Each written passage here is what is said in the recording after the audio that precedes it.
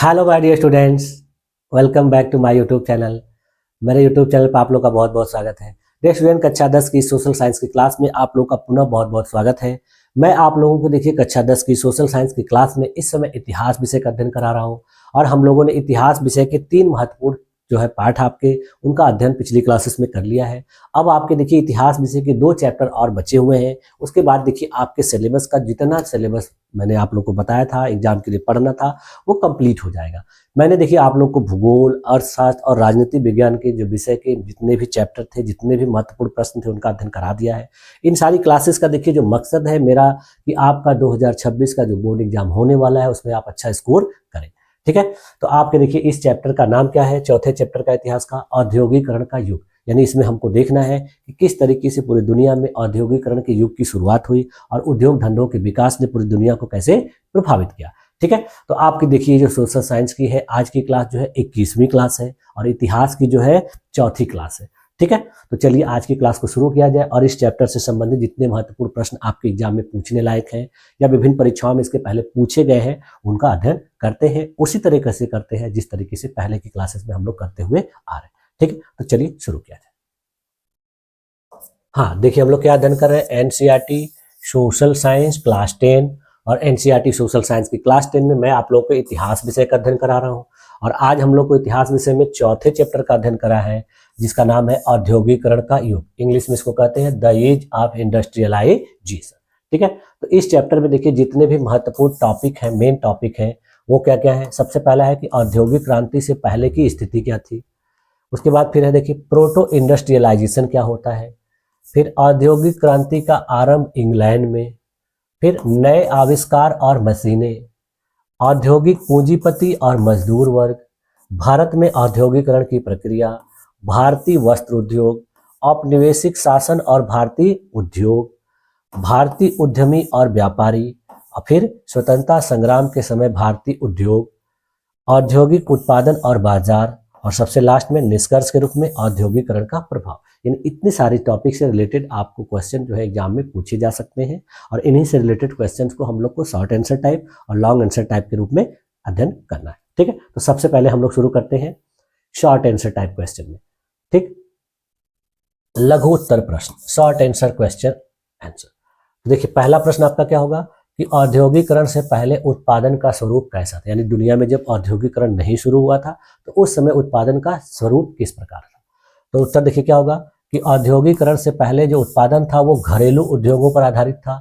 अधिकांश वस्तुएं जो है हाथ से बनाई जाती थी और छोटे छोटे जो कारीगर होते थे वो पारिवारिक समूह के रूप में मिलकर उत्पादन किया करते थे। इसे घरेलू उद्योग या हाथ से बना उद्योग भी कहा जाता। यानी जब औद्योगिकरण नहीं शुरू हुआ था, मशीनों का आविष्कार नहीं हुआ था, तो लोग अपने हाथों से अपने परिवार के लोगों के साथ मिलकर विभिन्न प्रकार की वस्तुओं को बनाते थे और इन वस्तुओं को जो है उस समय घरेलू वस्तुएं या घरेलू उद्योग के रूप में कहा जाता था। ठीक, हाथ से बना उद्योग भी कहा जाता था। ठीक, अब अगला देखिए प्रश्न क्या है कि प्रोटो इंडस्ट्रियलाइजेशन क्या था। तो इसका आंसर देखिए क्या होगा कि औद्योगिक क्रांति से पहले जब ग्रामीण कारीगर व्यापारी के आदेश पर माल तैयार करते थे तो उसे ही क्या कहा जाता था, प्रोटो इंडस्ट्रियलाइजेशन। यानी जब औद्योगिकरण नहीं शुरू हुआ था तो उसके पहले क्या होता था कि विभिन्न प्रकार के जो व्यापारी होते थे कारीगरों से पहले से ऑर्डर दे देते थे माल तैयार करने के लिए और फिर वो उन्हीं के ऑर्डर पर माल को तैयार करते थे और उसी माल को फिर खरीद के जो व्यापारी होते थे दूसरे स्थानों पर बेचते थे। यह औद्योगिक क्रांति का देखिए प्रारंभिक चरण माना जाता है, इसीलिए इसको प्रोटो इंडस्ट्रियलाइजेशन कहा जाता है। अगला प्रश्न देखिए क्या है कि औद्योगिक क्रांति की शुरुआत कहाँ हुई और कब हुई। तो आंसर क्या होगा कि औद्योगिक क्रांति की शुरुआत 18वीं शताब्दी के मध्य में लगभग 1760 ईस्वी से इंग्लैंड से शुरू हुई। यानी इसकी शुरुआत कहाँ से हुई थी, इंग्लैंड से। ठीक, अगला प्रश्न देखिए क्या है कि औद्योगिक क्रांति के 2 प्रमुख आविष्कार बताइए। यानी औद्योगिक क्रांति के दौरान जो 2 प्रमुख आविष्कार हुए थे वो क्या क्या थे। तो पहला था देखिए स्पिनिंग जेनिंग मशीन जिसको जेम्स हरग्रीव्स के द्वारा 1764 ईस्वी में आविष्कार किया गया था और दूसरा था स्टीम इंजन यानी भाप का इंजन जिसको जेम्स वाट ने बनाया था 1769 में। यही 2 जो है औद्योगिक क्रांति के प्रमुख आविष्कार थे और इन्होंने औद्योगिक उत्पादन में क्रांति ला दी थी। ठीक, अगला प्रश्न देखिए क्या है कि कैपिटलिस्ट और वर्किंग क्लास से क्या तात्पर्य। यानी पूंजीपति और जो काम करने कार्यकर्ता वर्ग था वो क्या था। तो देखिए कैपिटलिस्ट मतलब पूंजीपति, ये लोग क्या होते थे कि जो उद्योगों में पूंजी लगाकर उत्पादन कराते थे, यानी उद्योग धंधों को स्थापित करते थे, उसमें पूंजी लगाते थे और वस्तुओं को बनवाते थे। और वर्किंग क्लास मतलब मजदूर वर्ग जो था वो मजदूरी कर पर काम करता था और मशीनों को चलाता था, यानी इनको जो उद्योगपति लोग थे वो पैसे देते थे, मजदूर के रूप में कार्य कराते थे और मशीनों को चलाने का काम यही करते थे। ठीक, अगला प्रश्न देखिए क्या है कि औद्योगिक क्रांति से समाज पर क्या प्रभाव पड़ा, यानी जो औद्योगिक क्रांति आई थी इसने समाज को कैसे प्रभावित किया। तो उत्तर देखिए क्या होगा कि समाज में शहरीकरण, मजदूर वर्ग का विकास, नई सामाजिक असमानताएं और महिलाओं और बच्चों का शोषण जो है इसकी वजह से देखने को मिला। अगला प्रश्न देखिए क्या है कि भारत में औद्योगिकरण किस प्रकार प्रारंभ हुआ, यानी भारत में इसकी शुरुआत कैसे हुई। तो भारत देखिए जब औपनिवेशिक शासन के अधीन आ गया, यानी अंग्रेजों ने इस भारत पर अधिकार कर लिया, तो उन्होंने देखिए ब्रिटिश नीतियों के साथ अपने जो है कार्यों को शुरू किया और पहले इसने सबसे पहले भारतीय वस्त्र उद्योग पर दबाव डाला और धीरे धीरे भारतीय व्यापारी और उद्योगपति स्वयं भी उद्योग स्थापित कर लिए। यानी इन्होंने सबसे पहले भारत में क्या किया कि वस्त्र उद्योग शुरू किया और वस्त्र उद्योग पर दबाव डाला। इसके बाद जो भारत के व्यापारी थे उन लोगों ने भी, उद्योगपतियों ने भी क्या करना शुरू किया, इस प्रकार का उद्योग स्थापित करना शुरू कर दिया। देखिए अगला प्रश्न देखिए क्या है कि ब्रिटिश औद्योगिक नीतियों का भारतीय उद्योग पर क्या प्रभाव है, यानी ब्रिटिशों ने जो औद्योगिक नीतियां बनाई उससे भारतीय उद्योग कैसे प्रभावित हुए। तो आंसर क्या होगा कि ब्रिटिश नीतियों ने भारतीय पारंपरिक उद्योगों को नष्ट कर दिया। भारतीय बाजारों में अंग्रेजी मशीन से बनी वस्तुओं की बाढ़ आ गई, जिससे भारतीय कारीगर जो है बेरोजगार हो गए। यानी इसने क्या किया कि भारत में जो मशीन से बना सामान बेचना शुरू किया, तो भारत का जो कारीगरों के द्वारा हाथ से बना हुआ सामान था वो बिकना धीरे धीरे कम हो गया और भारत के बहुत से कारीगर जो है बेघर हो गए, बेरोजगार हो गए, उनकी अर्थव्यवस्था जो है नष्ट हो गई। अगला प्रश्न देखिए क्या है कि भारत के प्रमुख उद्योगपति कौन थे, यानी उस समय औपनिवेशिक काल में भारत के कौन कौन से लोग जो है प्रमुख उद्योगपति थे। तो उस समय देखिए दादा भाई नौरोजी, जमशेदजी टाटा, दिनसा पेटिट और सापुर जी पलोन जी जो थे उस समय बहुत बड़े उद्योगपति के रूप में जाने जाते। इन उद्योगपतियों ने भारत में देखिए आधुनिक उद्योग स्थापित किए थे, यानी इन्हीं के द्वारा भारत में जो पुराने उद्योग धंधे थे वो स्थापित किए गए थे। अगला प्रश्न देखिए क्या दिया है, स्वदेशी आंदोलन का औद्योगिकरण पर क्या प्रभाव पड़ा है। यानी जब अपने देश में 1905 ईस्वी में बंगाल विरोध के रूप में, बंग भंग के विरोध में स्वदेशी आंदोलन चलाया गया, तो उसका देखिए क्या प्रभाव पड़ा। तो आंसर क्या होगा कि स्वदेशी आंदोलन जो 1905 ईस्वी के दौरान चालू किया गया था, शुरू किया गया था, इसने क्या किया था, इसमें यही नारा दिया गया था कि स्वदेशी को अपनाइए और विदेशी वस्तुओं का बहिष्कार कीजिए। इससे क्या हो गया कि भारतीय उद्योगों को प्रोत्साहन मिला और जो विदेशी वस्तुएं थी उनको देखिए लोगों ने इस्तेमाल करना बंद किया, उनकी जो है आपूर्ति घट गई, उनकी बिक्री घट गई, उनको लोगों ने नष्ट करना शुरू किया, जलाना शुरू किया। तो इससे क्या हो गया कि भारतीय वस्त्र और हस्त उद्योगों को कुछ समय के लिए नई ऊर्जा मिलने लगी, यानी लोग स्वदेशी चीजों का इस्तेमाल करने लगे। इससे अपने देश के उद्योग धंधों को थोड़ी सी जो है सहायता मिली और ऊर्जा मिली। ठीक, अब देखिए इस चैप्टर से related long answer type question. तो लॉन्ग आंसर टाइप में देखिए सबसे पहला प्रश्न क्या होगा कि औद्योगिक क्रांति की प्रमुख विशेषताएं और परिणाम बताइए। यानी औद्योगिक क्रांति जो शुरू हुई थी तो उसकी क्या खासियत थी, उसकी क्या विशेषताएं थी। तो पहले देखिए विशेषता देख लेते हैं। तो हाथ के उत्पादन के स्थान पर मशीनों का प्रयोग होने लगा, ये पहली विशेषता। दूसरा क्या है, उत्पादन में तेजी आई और बड़े बड़े कारखानों की स्थापना शुरू हुई। तीसरा क्या होगा कि शहरीकरण और नई परिवहन व्यवस्थाएं शुरू हो गई। इसके अलावा देखिए नई खोजें जैसे स्टीम इंजन, रेलवे और टेलीग्राफ की आदि ने दुनिया को और भी औद्योगिक रूप से जोड़ने का कार्य किया। ठीक है, ये थी इसकी प्रमुख विशेषताएं। अब देखिए इसका परिणाम क्या हुआ कि समाज में नए वर्गों का निर्माण हुआ, जिसमें पूंजीपति और मजदूर वर्ग जो है महत्वपूर्ण थे। महिलाओं और बच्चों का शोषण हुआ, क्योंकि इनको विभिन्न प्रकार के बागानों में काम कराया जाता था, जिसकी वजह से इनका जो है अपना जो वास्तविक रूप से जो काम करने का था वो सब क्या हुआ, इनका छूट गया। ग्रामीण उद्योगों का पतन हो गया। नई आर्थिक नीतियों और उपनिवेशवाद का विस्तार हुआ, यानी ग्रामीण उद्योग जो थे वो धीरे धीरे क्या हो गए, पतन के रास्ते पे आ गए। नई आर्थिक नीतियां जो है बनाई गई, इससे क्या हुआ कि उपनिवेशवाद का बहुत ज्यादा विस्तार हुआ। दुनिया के बहुत से देशों में यूरोपियों ने अपने उपनिवेश स्थापित किए। विज्ञान और तकनीकी में तीव्र रूप से प्रगति देखी गई। अगला प्रश्न देखिए क्या दिया है कि ब्रिटिश शासन ने भारत के पारंपरिक उद्योगों को किस प्रकार नष्ट किया।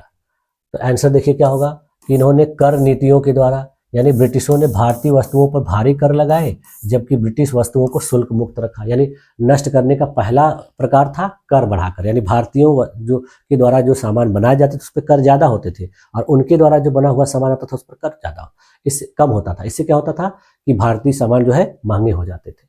दूसरा क्या किया उन्होंने, मशीनों का प्रयोग बढ़ा दिया। यानी अंग्रेजों ने मशीनों से सस्ते वस्त्र बना बनाकर अपने देश में बेचना शुरू किया, जिससे भारत के हाथ से बने वस्त्रों की बिक्री घट गई। कच्चे माल की आपूर्ति करवाना शुरू किया उन्होंने। भारत में किसी भी वस्तु को निर्मित नहीं करते थे, बल्कि वहां से कच्चे माल को ले जाके अपने देश में निर्मित करते थे। तो इससे क्या हो गया कि भारत केवल कच्चा माल देने वाला देश बनकर रह गया। इन्होंने कारीगरों का भी शोषण किया। भारतीय मजदूरों को, कारीगरों को इन्होंने देखिए बहुत ज्यादा वैल्यू नहीं दिया, उनकी मेहनत का उचित मूल्य नहीं दिया, उनको बहुत ज्यादा कम मजदूरी दी, विरोध करने पर उनको सजा दी गई। देखिए भारतीय कारीगरों की मेहनत का कोई उचित मूल्य नहीं दिया गया। और देखिए अगला क्या है कि भारतीय बाजार पर इन्होंने पूर्ण रूप से नियंत्रण स्थापित कर लिया। यानी अंग्रेजों ने व्यापारिक नीतियों से भारतीय व्यापारों पर क्या कर लिया, कब्जा करे। यानी भारतीय बाजार जो थे उनको पूरी तरह से अपने अनुसार नीतियां बनाकर वो लोग संचालित कर ले।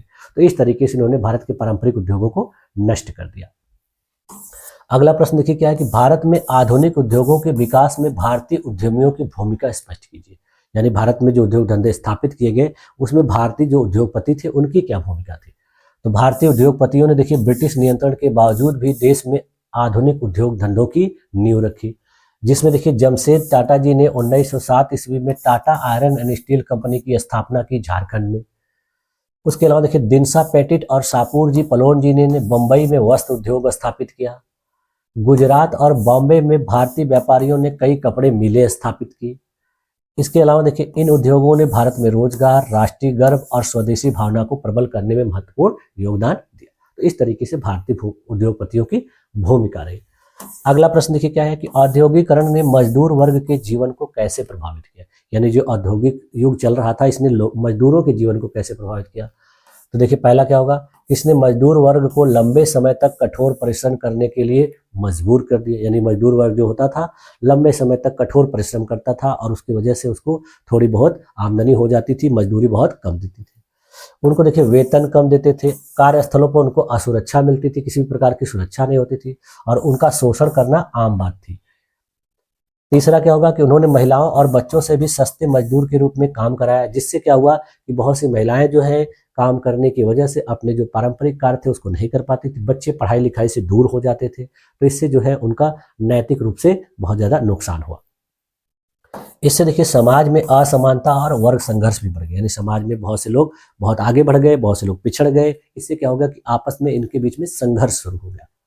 धीरे धीरे मजदूर वर्ग ने अपने अधिकारों की मांग के लिए संगठित आंदोलन करने शुरू कर। जब मजदूरों का शोषण ज्यादा होने लगा तो इन्होंने अपना एक एक संगठन बना बनाकर इसका क्या किया, विरोध करना शुरू हुआ। इसी तरीके से धीरे धीरे अपने देश में जो है अंग्रेजों की नीतियों का विरोध करना शुरू हो गया।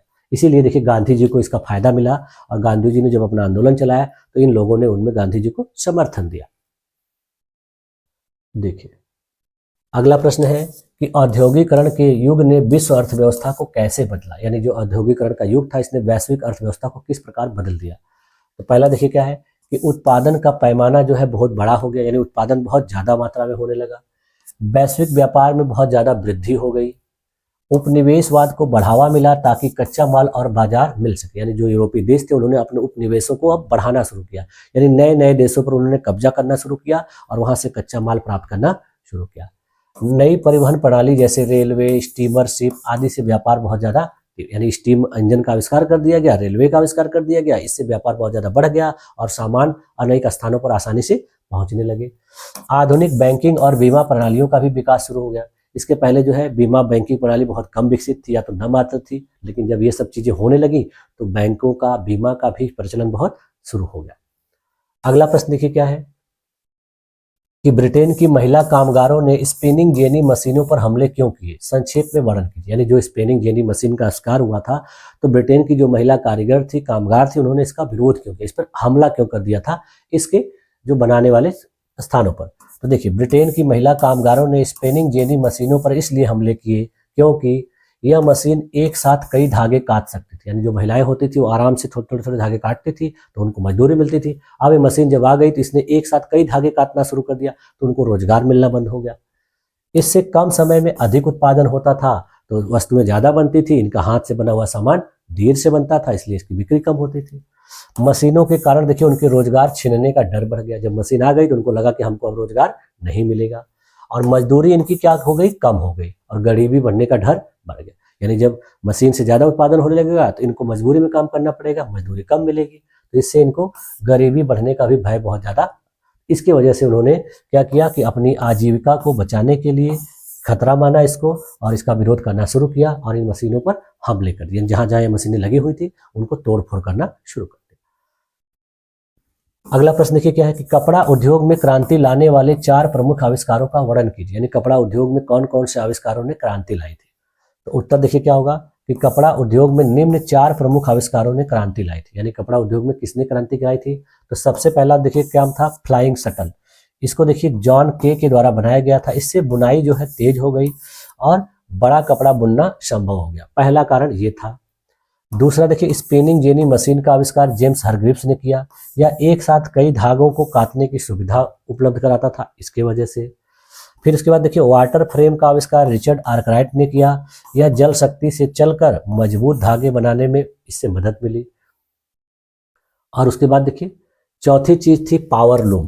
तो पावर लूम देखिए एडमंड कार्टनाइट ने विकसित किया था। यह कपड़ा बुनाई की गति को कई गुना बढ़ा देता था। तो इससे क्या हुआ कि इन आविष्कारों की वजह से उत्पादन, गति और गुणवत्ता तीनों में बहुत बड़ा परिवर्तन आया। ठीक, अगला प्रश्न देखिए क्या है, ट्रेड यूनियन के किन्हीं 4 उद्देश्यों का वर्णन कीजिए। यानी ट्रेड यूनियन यानी व्यापार संघ जो बनाए गए उसका क्या कार्य था, उसका क्या उद्देश्य था। तो उत्तर देखिए जो ट्रेड यूनियन बताए गए इसके मुख्य उद्देश्य निम्नलिखित है। तो ट्रेड यूनियन जो बनाए गए इससे देखिए मजदूरों के वेतन में वृद्धि कराना था, कार्यस्थल पर सुरक्षित और स्वस्थ परिस्थितियां सुनिश्चित करना था। आप लोग देखते होंगे कि आजकल भी विभिन्न प्रकार के उद्योग धंधों में देखिए मजदूरों का अपना एक संघ होता है, और वह संघ का उद्देश्य होता है कि वहां पे काम करने वाले लोगों के अधिकारों की रक्षा करना, उनके साथ किसी भी प्रकार की मनमानी न होने देना। तो इसीलिए ये सब उसी समय बनाने शुरू हुए थे। इसके अलावा देखिए काम के घंटे, छुट्टियां और लाभों को नियमित कराना। यानी जो काम के घंटे हो वो निर्धारित हो जाए, लोगों को कौन कौन से लाभ दिए जाएंगे वो भी निर्धारित हो जाए, और लोगों को छुट्टियां कितनी मिलेंगी ये सारी चीजें निर्धारित करवाना था। इसके अलावा जो नियोक्ता था उसके द्वारा शोषण और अन्याय के विरुद्ध मजदूरों की रक्षा करना। यानी इन सभी उद्देश्यों की वजह से ट्रेड यूनियनों का जो है स्थापना होना शुरू हुआ। ठीक, अगला प्रश्न क्या है, भारतीय कपड़ा उद्योग में बुनकरों के सम्मुख उपस्थित समस्याएं क्या थी। यानी भारत का जो कपड़ा उद्योग था उसमें जो बुनकर काम करते थे उनकी क्या समस्याएं थी। तो भारतीय बुनकरों को देखिए कई गंभीर समस्याओं का सामना करना पड़ा, जिसमें क्या हुआ कि ब्रिटिश मशीन से बनी जो सस्ती वस्तुएं थी उनसे प्रतिस्पर्धा करनी पड़ी, कंपटीशन करना पड़ा। कच्चे माल यानी कपास की ऊंची कीमतें और विदेशी व्यापारियों को नियंत्रण का सामना करना पड़ा। उनको कम मजदूरी और शोषणकारी व्यापारिक शर्तों को मानने के लिए मजबूर होना पड़ा। बाजारों का सिकुड़ना और विदेशी कपड़ों की भरमार हो गई, जिससे उनका जो है आजीविका खतरे में आ गया, जो है नुकसान होने लगा। हस्तचालित करघों की धीमी गति और आधुनिक मशीनों के अभाव की वजह से भी उनको बहुत सी समस्याएं हुई। यानी उनके पास आधुनिक मशीनें नहीं थी और उनका जो हस्तकरघा रहता था वो बहुत स्लो चलता था। तो जो विदेशी मशीनें होती थी उससे वस्तुओं का उत्पादन ज़्यादा होता था, तो ये लोग उसकी वजह से पिछड़ जाते थे। तो इन परिस्थितियों के कारण देखिए भारतीय बुनकरों की आजीविका पर गहरा संकट आ गया। ठीक, देखिए अगला प्रश्न देखिए क्या है कि औद्योगिकरण के विकास के प्रमुख कारण बताइए। यानी औद्योगिकरण का जो विकास हुआ इसका क्या कारण था। देखिए औद्योगिकरण के विकास के प्रमुख कारण कौन कौन से थे। तो पहला देखिए क्या है कि वैज्ञानिक आविष्कार और तकनीकी प्रगति, जैसे नई मशीनें, भाप इंजन आदि ने वैश्वीकरण के विकास में प्रमुख भूमिका निभाई। कच्चे माल की उपलब्धता, विशेषकर कपास, कोयला और लोहा ने भी इसके विकास में महत्वपूर्ण भूमिका निभाई। बड़े पैमाने पर निवेश और पूंजी की उपलब्धता ने भी औद्योगिकरण के विकास में जो है महत्वपूर्ण भूमिका निभाई। उसके बाद फिर देखिए औपनिवेशिक बाजारों का विस्तार हुआ, जिससे भी मांग बढ़ गई। परिवहन और संचार का विकास, जैसे रेलवे, नहरें, सड़कें जो है विस्तृत रूप से निर्मित की गई, उनका विकास किया गया, इसने भी प्रभावित किया। तो इन कारकों ने देखिए उद्योगों को तेजी से विकास करने के लिए संभव बनाया। ठीक, अब देखिए अगला प्रश्न है आपका कि 19वीं सदी में तकनीकी की क्या भूमिका थी, उदाहरण सहित समझाइए। यानी 19वीं सदी में टेक्नोलॉजी ने किस तरीके से योगदान दिया। तो 19वीं सदी को देखिए औद्योगिक क्रांति का स्वर्णकाल माना जाता है, क्योंकि इस समय नई तकनीकों के कारण उद्योग, परिवहन और संचार में अत्यधिक परिवर्तन आया। तकनीक ने उत्पादन को तेज, सस्ता और अधिक प्रभावी बनाया। तकनीक की भूमिका को निम्न रूप में समझा जा सकता है, यानी तकनीक ने क्या क्या भूमिका निभाई थी। तो पहली भूमिका इसकी क्या थी कि इससे उत्पादन में वृद्धि हुई, यानी जो नई मशीनें आई उनके आविष्कार ने उत्पादन क्षमता को कई गुना बढ़ा दिया। जैसे उदाहरण देखिए, स्पिनिंग जेनी मशीन जो आई, इसने एक साथ कई धागे काटने की क्षमता से अपने आप को क्या किया, बहुत ज़्यादा अच्छा साबित किया और इससे कपड़ा उत्पादन बहुत तेज हो गया। पावर लूम जो था, यह मशीन द्वारा कपड़े की बुनाई करने लगा और समय और श्रम दोनों की बचत होने लगी। तो इन तकनीकों ने देखिए हस्तशिल्प को पीछे छोड़कर मशीन आधारित उद्योग को आगे बढ़ाया। दूसरा क्या हुआ इससे कि वस्तुओं की गुणवत्ता में सुधार हो गया, यानी जो हाथ से बनी हुई वस्तुएं थी उनकी गुणवत्ता में बहुत सी कमियां निकलती थी और जो मशीन से बनने हुई जो वस्तुएं आने लगी, देखिए पहले की तुलना में अधिक मजबूत, समान और बेहतर गुणवत्ता वाली वस्तुएं बना सकते, यानी एक ही तरह की वस्तुएं इससे बहुत ज़्यादा बनने लगी, इनकी क्वालिटी भी अच्छी हो गई और इनकी जो है मजबूती बहुत होती थी। ठीक है, उदाहरण के लिए देखिए वाटर फ्रेम, ये देखिए जल शक्ति से चलने वाली मशीन होती थी जिसने मजबूत और एक समान धागा तैयार करना शुरू किया। ठीक, उसके बाद फिर देखिए अगला है परिवहन में क्रांति। तकनीकी प्रगति ने माल और लोगों के परिवहन को भी आसान और तेज कर दिया। जैसे उदाहरण के लिए देखिए भाप इंजन आया, ये देखिए जेम्स वाट के द्वारा विकसित किया गया था। इसके वजह से रेलगाड़ी और हवाई जहाज़ों का निर्माण हुआ। लंबी दूरी का व्यापार करना आसान हो गया। परिणाम इससे क्या हुआ कि कोयला, कपड़ा और लोहे का व्यापार बहुत तेजी से बढ़ गया, यानी जो दूर दूर से जो कच्चे माल थे वो आसानी से आने लगे, तो इससे व्यापार जो है बढ़ गया। इसके अलावा देखिए संचार के साधनों में सुधार जो हुआ उसने भी प्रभावित किया। जैसे तकनीक ने सूचना को तेजी से भेजना संभव बनाया, विभिन्न प्रकार की तकनीकों का आविष्कार हुआ, तो एक जगह की जो सूचनाएं थी, जो बातें थी, दूसरे जगह तक आसानी से पहुंचाई जाने लगी। तो इसके वजह से भी उद्योग धंधों का विकास बहुत तेजी से हुआ। जैसे उदाहरण के लिए देखिए टेलीग्राफ का आविष्कार जो हुआ, इसने क्या किया कि संदेश को मिनटों में दूर दराज के क्षेत्रों में पहुंचाना शुरू कर दिया। पहले क्या होता था कि पत्र के माध्यम से या किसी व्यक्ति को भेज के कोई खबर पहुंचाई जाती थी, मंगाई जाती थी। अब जब यह आ गया तो इसने दूर दराज के क्षेत्रों से सूचनाएं एक ही स्थान पर बैठे बैठे प्राप्त करना शुरू किया, तो इससे वजह से समय बहुत बचने लगा। इससे व्यापार और शासन जो है अत्यधिक प्रभावी हो गया, यानी इससे व्यापार को भी प्रभाव बनाया और शासन को भी चलाना आसान था। तो इस तरीके से देखिए इस चैप्टर के जितने भी महत्वपूर्ण प्रश्न थे आज की क्लास में हम लोगों ने बेहतर तरीके से अध्ययन किया और मैंने अपने तरीके से आप लोगों को समझाने का भी प्रयास किया। ठीक है, तो आज मेरे तरफ से आप लोगों का देखिए इतिहास का जो चौथा चैप्टर था वो भी कंप्लीट किया गया। अब देखिए आपका केवल एक चैप्टर बचा हुआ है और उस चैप्टर को भी हम लोग आगे की क्लासेस में अध्ययन कर लेंगे, जिसके बाद मेरे तरफ से आपका सिलेबस जो है पूरा कंप्लीट हो जाएगा। ठीक है, आप लोग अब अच्छे तरीके से पढ़ाई करिए, अपना रिवीजन करते रहिए, विभिन्न प्रकार के जो अनसॉल्व क्वेश्चन पेपर आते हैं उसको सॉल्व करते रहिए और लिखते रहिए, क्योंकि बार बार लिखने से आपका जो है कॉन्फिडेंस बना रहेगा और बाद में परीक्षा में किसी भी प्रश्न का उत्तर लिखने में आपको दिक्कत नहीं आएगी। देखिए रटना नहीं है, आप लोग बार बार पढ़िए, उसको लिखिए।